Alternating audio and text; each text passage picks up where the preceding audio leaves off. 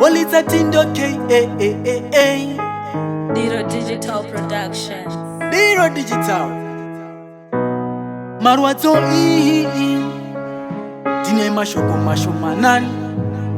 Reka indi taura, reka indi rekete.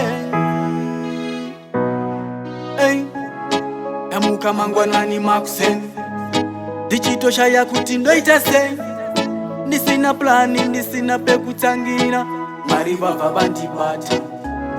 Yamuka mangwanani makusen. Dichitosha ya kutindo itase. Nisina plani, nisina pekutangira. Mariva vabandibata. Tiri zvinhu zvaindi power stress. Ndaindi shungurudza wose. Ndaigara ndichifunga everyday kuti mangwana ndichazove. Ndaona chiedza chauya murima ndabva ndaona, murima ndabva ndaona. Saka zvakanaka zvinouya kana tichinge tichitenda, tikazarura mwoyo yedu.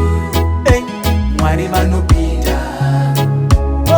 Zvakanaka zvinouya kana tichinge tichitenda, tikazarura mwoyo yedu.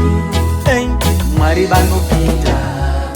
Handina simba kasi ndinovimba, nekuda kwasheini ndatopona. Ndiri ndega ndaigona, ndiri ndega ndaigona. Kasi nekuti Mwari vanoziva munhu wese ane chishuwo mumwoyo make. Mwari vachazarura kana tichitenda. Zvakanaka zvinouya kana tichinge tichitenda, tikazarura mwoyo yedu. Mwari vanopinda. Zvakanaka zvinouya kana tichinge tichitenda, tikazarura mwoyo yedu. Mwari vanopinda. Ranga sina mwana kwemakore akawanda sei, kasiyana kurasa tariro, kusvika Mwari vamuropafadza. Saka dzimwe nguva patinoremerwa, ngasazvinetse kusvika pakutadza. Kasi ngatizive vekuchemera, ngatizive vekukumbira.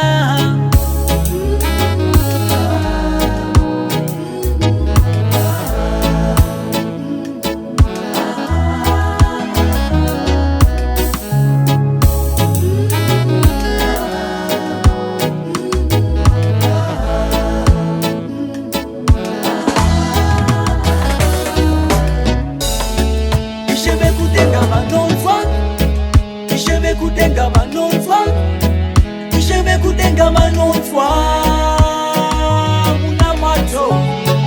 Isheve kudenga vanonzwa, isheve kudenga vanonzwa, isheve kudenga vanonzwa muna mato. Tine masho manani, reka indi taura, reka indi rekete. Zvakanaka zvinouya kana tichinge tichitenda, tikazarura mwoyo yedu. Mwari vanopinda.